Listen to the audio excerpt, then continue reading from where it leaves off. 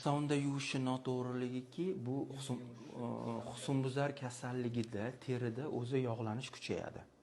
Bizni xalqimizda keng tarqalgan xo'jalik sovunda yuvish bu nimadan iborat? Ishqordan iborat. Ishqor albatta yog'i eritadi va terini biroz quruqlantiradi. Lekin bizni terimizda shunaqa retseptorlar joylashganki, qurigandan keyin yog' bezlariga impuls beradi. Men qurib qoldim deydi. Yana yog' ishlab chiqargin deydi. Terimiz yana yog' ishlab chiqarishni boshlaydi. Biz yana yuvamiz. Yana quritamiz 200 soatga. Chunki xo'jalik sovuni juda kuchli ishqor hisoblanadi, 60% ishqor. Terimizdagi impuls yana borib yog' beziga beriladi. Men qurib qoldim degan funksiyani beradi.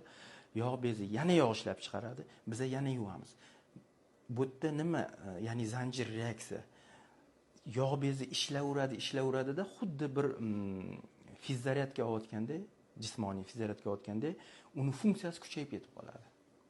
Endi bemorlar kelib aytadi, o'rtoq shifokor, masalan, men kuniga 2 marta sovullab yuvardim, endi 3 martaga o'tdim, 4 martaga o'tdim, 5 martaga o'tdim. Boshda ham xuddi shunaqa. Ya'ni boshchi sochli qismini ham kuniga 5 marta yuvgan bemorlarni ko'rganman men. O'zlari shu holatga olib kelib qo'yishdi. Yog' bezini ishlatib. Endi buni nimasi yomon? 1 yil, 2 yil yog' bezi ishlaydi-da, charchaydi u. Chunki u kuch berib ishlayapti. Biz buni trenirovka qildirib qo'ydik. Oxiri kuch berib 1 yil, 2 yil ishlaydi-da, ishdan chiqadi endi u.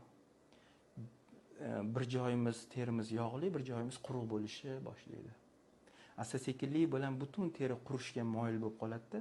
Masalan, sochlarni misolida gapiradigan bo'lsak, sochlar qurib to'kilib ketadi. 2 yil, 3 yildan keyin bunaqa bemorlar keladi. O'rtoq shifokor, menda terim yog'li edi, toshmalar toshyotdi.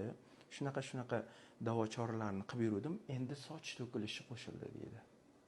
Mana bu noto'g'ri e'tibor, ya'ni uhud deb aytsak, shundan iborat bo'ladi.